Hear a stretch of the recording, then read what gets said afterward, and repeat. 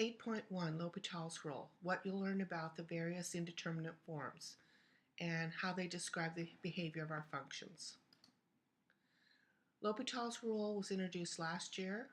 There are some requirements to it. One, that we have to have an indeterminate form, and in this case, a very simple one is 0 over 0. And when that happens, we can take the derivative of the numerator, evaluated at A, take the derivative of the denominator, evaluated at A as well. There is a graphical argument as well as an analytic argument, and let's take a look at that right now. All right, here's the graphical argument. What we know is that we're looking at a ratio, and we can rewrite this ratio by multiplying the top by 1 over x minus a and the bottom by 1 over x minus a. And then now these two represent slopes. So we have this slope and we have this slope right here. Now as x approaches a, these slopes approach f prime of a, g prime of a. So as we get closer and closer, we're talking about the slope of the tangent line at f and the slope of the tangent line at g. Therefore, to take the limit of the ratio of the functions is like taking a look at the limits and the limits of the slopes, and the limits of the slopes are these tangent lines as well. So these tangent lines are the ratio of those slopes are the ratio of the functions. Now analytically, what does that look like? Well, we work backwards. We start with the derivatives, write them in their terms of their limit. And the limit of a quotient is a quotient of the limit. So here's the quotient of the limit, so the limit of the quotient. And then we can do some reducing. And when we get that, remember that one of the stipulations as x approaches a, this will approach 0, this will approach 0. And as x approaches a, it has no effect on anything else here, which is just the limit of the ratio of the functions. So this is equal to this.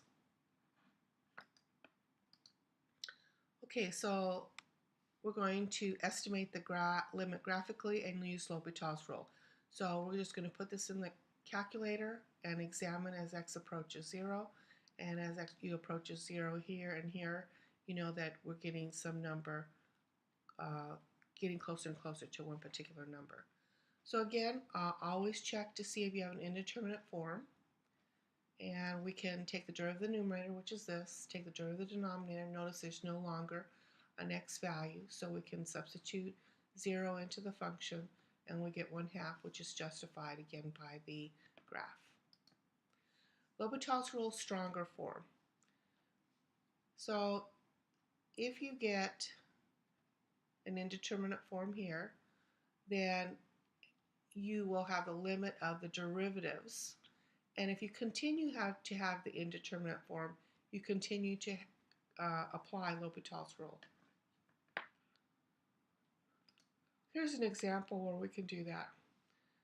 Here's our function, and again we have an indeterminate form, so we take the derivative of the numerator and the derivative of the denominator, and we notice that this is again an indeterminate form. So we apply L'Hopital's rule one more time.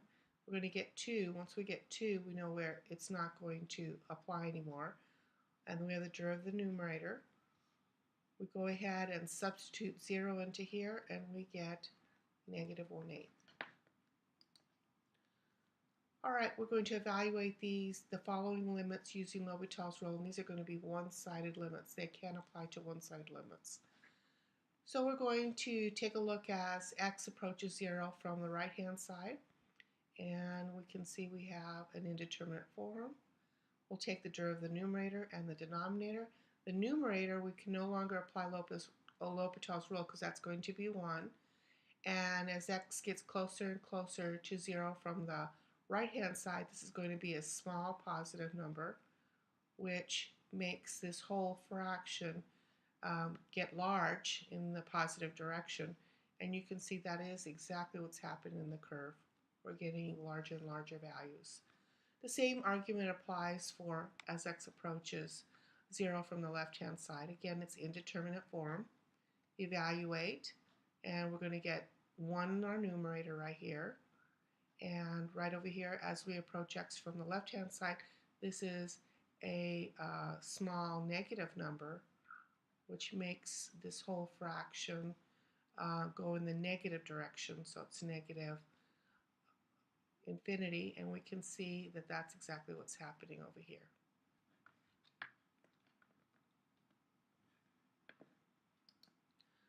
Okay, we have other indeterminate forms. We can have infinity over infinity, and we can have infinity times 0 and infinity minus infinity. The idea is to take these forms and put them in this quotient form, and then we go back to L'Hopital's rule, the one that we're used to with that quotient form. Let's take a look at this one right here. We can see that when we substitute pi halves here in the secant, remember that secant is the reciprocal of cosine, and here's cosine. And remember, secant is the reciprocal, and this right here is pi halves. So you can see that we're going to have an infinity situation as we get close to pi halves from the left-hand side or the right-hand side. And when we approach tangent, let's go ahead and take a look at tangent. Remember that tangent looks like this. And again, we have that same situation here. This is an infinity over infinity situation. So we can apply L'Hopital's rule. This will be the limit as x approaches pi halves. And we're going to take the derivative of the numerator, which is secant x tan x. And right here, this is going to be 0. And the derivative of that will be secant squared x. Let's do a little simplify. And this is going to be sine of x. One of the secants are going to reduce over cosine x all over. And then this will be one secant left, so this is going to be 1 over cosine x. And we can see we can do some reducing. And when we do that, we can substitute pi halves in here. And substituting pi halves in there, we will get 1. So the limit of this will be 1, and if you graph this, you can see, indeed, as you get closer and closer to pi halves, we get closer and closer to 1. All right, here's an infinity over infinity situation. You can see natural log gets large without bound, and same with the denominator here. So we're allowed to go ahead and use, find the derivative of the numerator, find the derivative of the denominator. And when we do that, we have some algebra.